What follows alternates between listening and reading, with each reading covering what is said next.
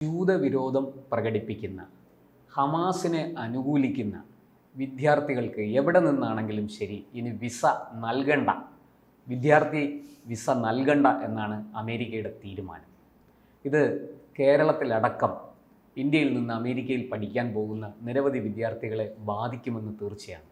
കാരണം ഇവിടെ ഈ ഇടതുപക്ഷത്തിൻ്റെ പേരിൽ നടക്കുന്ന പലരും ഈ പറയുന്നത് പോലെ കടുത്ത ജൂതവിരോധവും ഒപ്പം തന്നെ ഹമാസ് അനുകൂല വികാരവും പ്രകടിപ്പിക്കുന്നതാണ്. അവർ അത് പ്രകടിപ്പിക്കുന്നതാകട്ടെ സോഷ്യൽ മീഡിയയിലാണ്. അതുകൊണ്ട് കണ്ടെത്താനും വളരെ എളുപ്പമാണ്.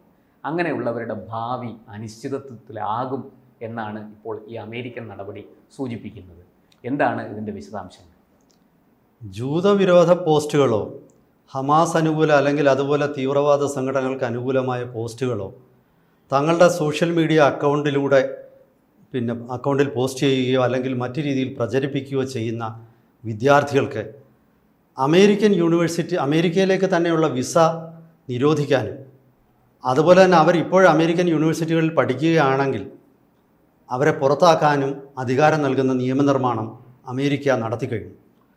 ഇത് ഉടൻ തന്നെ അമേരിക്കയിൽ നിലവിൽ വരികയാണ്. ശരിക്കും വിദേശ യൂണിവേഴ്സിറ്റികളിൽ പോയി പഠിക്കുന്ന മലയാളി വിദ്യാർത്ഥികൾ ഏറ്റവും കൂടുതൽ ശ്രദ്ധിക്കേണ്ട ഒരു വിഷയമാണിത്. അതായത് ഇവിടുത്തെ ചില ഇടതുപക്ഷ SFIയുടെ അല്ലെങ്കിൽ ASF അതുപോലുള്ള സംഘടനകളുടെ സ്വാധീനത്തിൽപ്പെട്ടും, അതുമാത്രവുമല്ല സോളിഡാരിറ്റി അങ്ങനെ ജമാഅത്തെ ഇസ്ലാമി തുടങ്ങിയ സംഘടനകളുടെ സ്വാധീനത്തിൽപ്പെട്ടും ഇത്തരം പോസ്റ്റുകൾ സ്വയം പോസ്റ്റ് ചെയ്യുകയോ അതല്ലെങ്കിൽ മറ്റുള്ളവരുടെ പോസ്റ്റുകൾ ഷെയർ ചെയ്യുകയോ ചെയ്യുന്ന ആൾക്കാർ ഇനി വരുന്ന ദിവസങ്ങളിൽ അവർക്ക് അമേരിക്കയിലാണ് നിരോധിച്ചിരിക്കുന്നത്. എനിക്ക് ഉറപ്പുണ്ട് നാളെ പല യൂറോപ്യൻ രാജ്യങ്ങളും ഈ ഉദാഹരണം പിന്തുടരും. ചുരുക്കി പറഞ്ഞാൽ ഇപ്പോൾ അവർ എവിടൊക്കെയാണ് പഠിക്കുന്നതെന്ന് വെച്ചാൽ അവിടെ നിന്നൊക്കെ അവർ പുറത്തു പോകേണ്ട ഒരു ഗതികേടുണ്ടാകും. ഇത് ശരിക്കും പറഞ്ഞാൽ ഞാൻ പറയുന്നത് മാധ്യമങ്ങളിത് കേരളത്തിലെ ഇവിടെ ഒന്ന് പ്രചരിപ്പിച്ച് കേരളത്തിലെ വിദ്യാർത്ഥികളുടെ ഇടയിൽ അവബോധം സൃഷ്ടിക്കേണ്ടതാണ്. നമുക്കറിയാം, ഒരു വർഷം 1 ലക്ഷത്തോളം വിദ്യാർത്ഥികളൊക്കെയാണ് കേരളത്തിൽ നിന്ന് പുറത്തേക്ക് പോകുന്നത്. സ്വന്തം വീടും പണയപ്പെടുത്തി അല്ലെങ്കിൽ ബാങ്കിൽ നിന്ന് എങ്ങനെയെങ്കിലും വിദ്യാഭ്യാസ ലോൺ എടുത്തുമൊക്കെ വിദേശത്ത് പോയി നിൽക്കുന്നവർ അവരോർക്കേണ്ട ഒരു കാര്യമുണ്ട്. അവരെ ഈ വിദ്യാഭ്യാസ സ്ഥാപനങ്ങളിൽ നിന്ന് പുറത്താക്കിയാൽ ഈ നാട്ടിൽ അവർ പോകുന്നത് വെറും വിദ്യാഭ്യാസത്തിന് മാത്രമല്ല. ഇതൊന്നും കോടീശ്വരന്മാരുടെ മക്കളല്ലെന്നേ. ഇതൊക്കെ ഇവിടുത്തെ വെറും സാധാരണക്കാരാ. അവരുടെ ആഗ്രഹങ്ങൾ കോടീശ്വരന്മാരുടെ ആഗ്രഹങ്ങളാണ്. ഞാൻ ആഗ്രഹത്തിൽ തെറ്റൊന്നും പറയുന്നില്ല. ഇവിടെ പഠിച്ചാൽ പോരാ, അവർക്ക് അമേരിക്ക തന്നെ പഠിക്കണം. അമേരിക്ക ജോലി വേണം, ബ്രിട്ടനിൽ ജോലി വേണം, ഓസ്ട്രേലിയ ജോലി വേണം, ന്യൂസിലൻഡിൽ ജോലി വേണം. പക്ഷെ പ്രചരിപ്പിക്കുന്നത് ഇതാണ്. ഈ ഇരട്ടത്താപ്പ് ഇനി നടക്കത്തില്ല.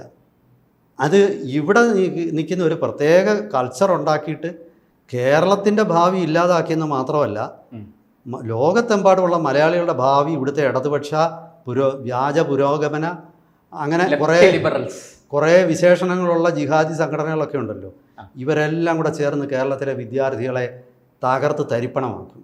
ഒടുവിൽ ഗത്യന്തരമില്ലാതെ ഇവർ വല്ല യമനിലും സിറിയയിലും അഫ്ഗാനിസ്ഥാനിലും ഒക്കെ പോയിട്ട് വയറ്റത്ത് ബോംബും വെച്ച് കെട്ടിപ്പോയി അവിടെ ചാവേറായി പൊട്ടിത്തെറിക്കും.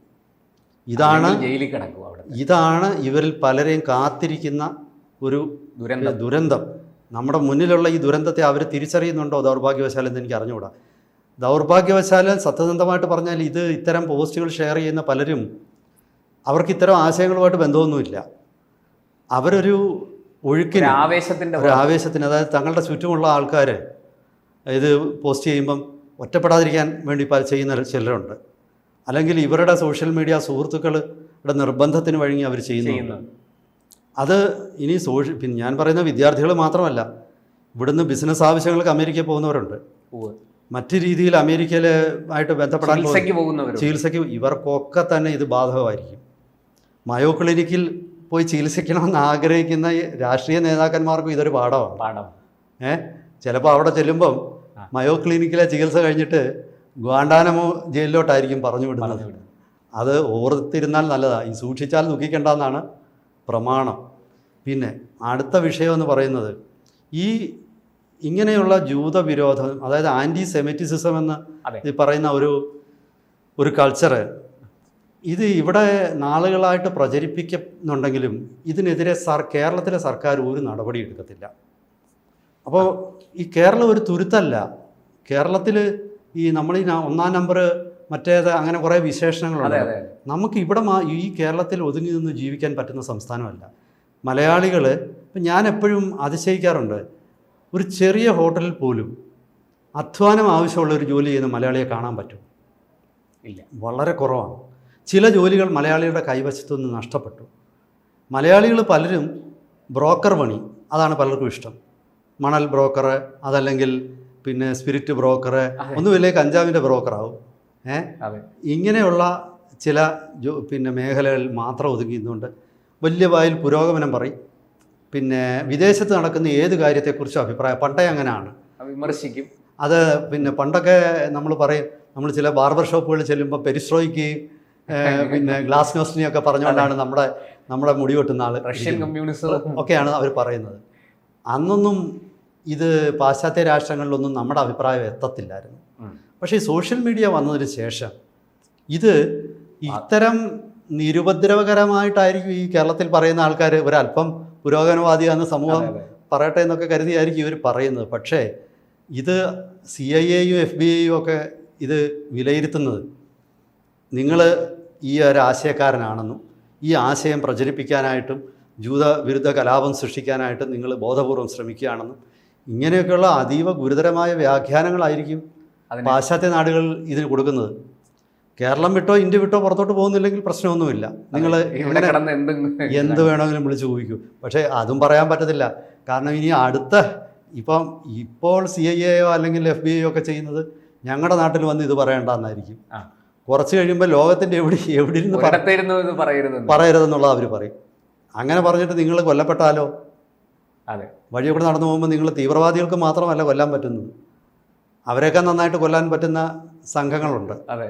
അപ്പം ഈ ആരെങ്കിലും പേടിച്ചിട്ടാണെങ്കിലും ഇത്തരം അഭിപ്രായ പ്രകടനങ്ങളൊന്നും സോഷ്യൽ മീഡിയയിൽ നടത്താതിരിക്കണമെന്നുള്ള വലിയൊരു സത്യം തിരിച്ചറിയേണ്ടതുണ്ട്. ഇപ്പം ഞാൻ ഓർക്കുന്ന കഴിഞ്ഞ കുറച്ച് ദിവസങ്ങൾക്ക് മുമ്പ് നമ്മുടെ മാധ്യമങ്ങളിൽ ചാനലുകളിലുമൊക്കെ ഒരു പെൺകുട്ടി എയർപോർട്ടിലൂടെ ഇങ്ങനെ തിരിഞ്ഞു നോക്കി ഓടുന്ന ഒരു വലിയ ബാഗും പിടിച്ച് വലിച്ച് ഉണ്ട്. ആ കുട്ടി കർണാടകക്കാരിയാണ്, രഞ്ജിനി ശ്രീനിവാസ്.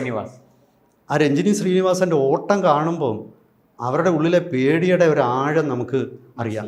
കാരണം എയർപോർട്ടിലോട്ട് കയറുമ്പോൾ പോലും അവർക്കൊന്ന് നിൽക്കാൻ അവർക്ക് ധൈര്യമില്ല. വലിയൊരു ബാഗും തൂക്കിപ്പിടിച്ച് ഇങ്ങനെ പുറകോട്ട് ഇങ്ങനെ നോക്കി നോക്കി ആ നോട്ടം കാണുമ്പോൾ അറിയാം പുറകെ വരുന്ന ശത്രു എത്ര മുള്ളി ഓടുകയാണ് ആള്. ഈ രഞ്ജിനി അമേരിക്കയിൽ നിന്നും ഓടി ഇവിടുത്തെ ഏത് പുരോഗമന സംഘടനയാണ് രഞ്ജിനിക്ക് സപ്പോർട്ടുമായിട്ട് വന്നത്? രഞ്ജിനിക്ക് ആരുടെയും സപ്പോർട്ടില്ല, രഞ്ജിനിക്ക് ഒരിടത്തുനിന്നും സപ്പോർട്ട് കിട്ടുന്നില്ല. അപ്പം ഇതാണ് നമ്മൾ മനസ്സിലാക്കേണ്ടത്. ഈ ആവേശത്തോടെ നമ്മൾ ഈ പറയുന്ന ഇതിൽ നമുക്കെന്താണ് പ്രസക്തി? ശരിക്കും പാലസ്തീനിൽ നടക്കുന്ന ഒരു പോരാട്ടം അത് ഇസ്രായേലും പാലസ്തീൻ നിവാസികളും തമ്മിൽ തീർത്തോളും. അവരേതായാലും ഇന്ത്യയുടെ പ്രശ്നത്തിന് വേണ്ടിയിട്ട് ഇവിടെ വന്ന് ഇടപെടാറില്ലല്ലോ. അതെ. അപ്പം ഇന്ത്യയെ ഏത് കാര്യത്തിനും അനുകൂലിക്കുന്ന രാജ്യമാണ് ഇസ്രായേൽ. അതെ. ഇന്ത്യയും പാകിസ്ഥാനും തമ്മിൽ ഏത് പ്രശ്നമുണ്ടാകുമ്പോഴും ഇന്ത്യക്ക് ആയുധം ഇങ്ങോട്ട് കൊണ്ട് തരുന്നവരാണ് ഇസ്രായേലികൾ. മറ്റ് രാഷ്ട്രങ്ങൾ ചില സമയത്ത് റഷ്യ പോലും മടിച്ച സമയങ്ങളുണ്ട്. ഒന്നും നോക്കാതെ ആരെയും പേടിക്കാതെ ഇസ്രായേലിൻ്റെ സുഹൃത്ത് രാഷ്ട്രമാണ് അമേരിക്ക. ആ അമേരിക്കയുടെ വിലക്ക് പോലും വകവയ്ക്കാതെ ഇന്ത്യക്ക് കാർഗിൽ യുദ്ധകാലത്ത് ഇന്ത്യക്ക് പ്രിസിഷൻ ഗൈഡഡ് മ്യൂണിഷൻസ് എന്ന് പറയുന്ന കൃത്യമായി ഒരു എതിരാളിയുടെ മടയിലേക്ക് പോയി വീഴുന്ന ബോംബുകൾ ഇന്ത്യക്ക് തന്ന് സഹായിച്ചതാണ്. അതാണ് യുദ്ധത്തിൻ്റെ ഗതി മാറ്റിയത്. ശരിക്കും പറഞ്ഞാൽ അങ്ങനെയുള്ള ഒരു രാഷ്ട്രത്തിനെതിരെ നമ്മൾ എന്തിനാണ് ആവശ്യമില്ലാതെ ഇസ്രായേൽ പറയുന്ന ഒരു വാചകമുണ്ട്, അതായത് പിന്നെ പാലസ്തീനിയൻകാർ തോക്ക് താഴെ വച്ചാൽ അതോടുകൂടി അവിടുത്തെ പ്രശ്നങ്ങളെല്ലാം തീരും. പക്ഷേ ഇസ്രായേൽ തോക്ക് താഴെ വച്ചാൽ അതോടുകൂടി ഇസ്രായേലികളെല്ലാം തീരും. അപ്പോൾ അവർക്ക് ഗത്യന്തരമില്ലാതാണ് അവർ തോക്കെടുത്തിരിക്കുന്നത്. നമ്മൾ അവരെ അനുകൂലിച്ചില്ലെങ്കിലും വേണ്ട, അവരെ പ്രതികൂലിച്ചോ അല്ലെങ്കിൽ അവർക്കെതിരെ നമ്മുടെ ശത്രുക്കൾ നമ്മളെ ഇല്ലാതാക്കാൻ ശ്രമിക്കുന്ന ദേശവിരുദ്ധ ശക്തികളോട് കൂട്ടിച്ചേർന്ന് ഇസ്രായേലിനെതിരെ നമ്മൾ അഭിപ്രായ പ്രകടനം നടത്തേണ്ട ഒരു കാര്യവുമില്ല. ഇന്ന് ഇപ്പം കേരളത്തിൻ്റെ കാര്യം എടുത്താൽ എനിക്ക് തോന്നുന്നു ഏതാണ്ട് 1 ലക്ഷത്തിലധികം മലയാളികൾ ഇന്ന് ഇസ്രായേലിൽ ജോലി ചെയ്യുന്നുണ്ട്. ഒരുപാട് ഇന്ത്യക്കാർക്ക് അവിടെ അവസരങ്ങളുണ്ട്.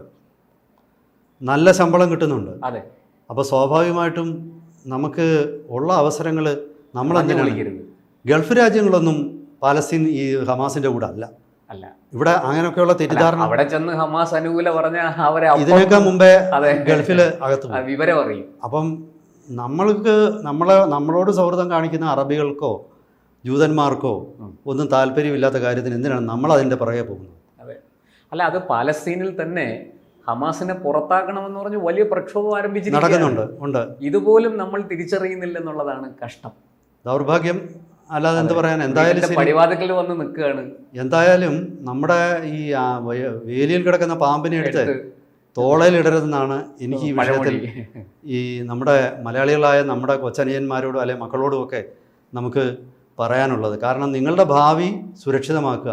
നിങ്ങൾ ആവശ്യമില്ലാത്ത രാഷ്ട്രീയ പോസ്റ്റുകൾ നിങ്ങൾ ഷെയർ ചെയ്യേണ്ട. രാഷ്ട്രീയം വേണമെങ്കിൽ ഇന്ത്യയിൽ വന്ന് നമുക്ക് രാഷ്ട്രീയം കളിക്കാമല്ലോ. നമുക്ക് ഏത് രാഷ്ട്രീയം, അത് നിങ്ങളുടെ ഇഷ്ടമുള്ള പോലെ രാഷ്ട്രീയം കളിക്കുക. പക്ഷേ അമേരിക്കയിലും യൂറോപ്പിലും ഒക്കെ പോയിട്ട് അവിടുത്തെ രാഷ്ട്രീയത്തിൽ നമ്മൾ ഇടപെടണ്ട. നമ്മളവിടെ പോകുന്നത് തൊഴിലിനാവാം, വിദ്യാഭ്യാസത്തിനാവാം, കച്ചവടത്തിനാവാം. ആ കാര്യങ്ങൾ മാത്രം കാണുക, തിരിച്ചു വരിക. ഇതാണ് ഈ വിഷയത്തിൽ എനിക്ക് പറയാനുള്ളത്. കൂടുതൽ വാർത്തകളും വിശേഷങ്ങളും നിങ്ങളിലേക്ക് എത്താൻ ABC മലയാളം സബ്സ്ക്രൈബ് ചെയ്യുക, ബെൽ ബട്ടണും അമർത്തുക.